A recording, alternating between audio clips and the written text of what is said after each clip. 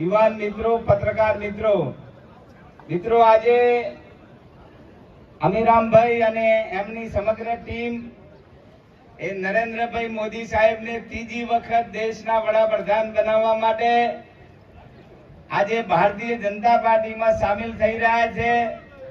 એમને હું દિલથી શુભેચ્છાઓ પાઠવું છું, એમને આવકારું છું અને આપણે એટલી જ વિનંતી છે કે મોદી સાહેબને ત્રીજી વખત દેશના વડાપ્રધાન બનાવવાના છે।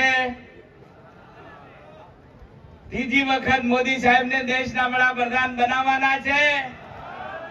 જો મોદી સાહેબને ત્રીજી વખત દેશના વડાપ્રધાન બનાવવા હોય તો કમળ વાળો ઉમેદવાર જ મોદી સાહેબને કોમ આવવાનો છે। આ સીધું ગણિત ગણી અને 7મી મે ભારતીય જનતા પાર્ટી તરફી ભવ્ય મતદાન કરી અને રેખાબેન ચૌધરીને આ વિસ્તારમાંથી ચૂંટીને મોદી સાહેબને ત્રીજી વખત દેશના વડાપ્રધાન બનાવવા માટે આપણે સૌ કટિબદ્ધ બનીએ।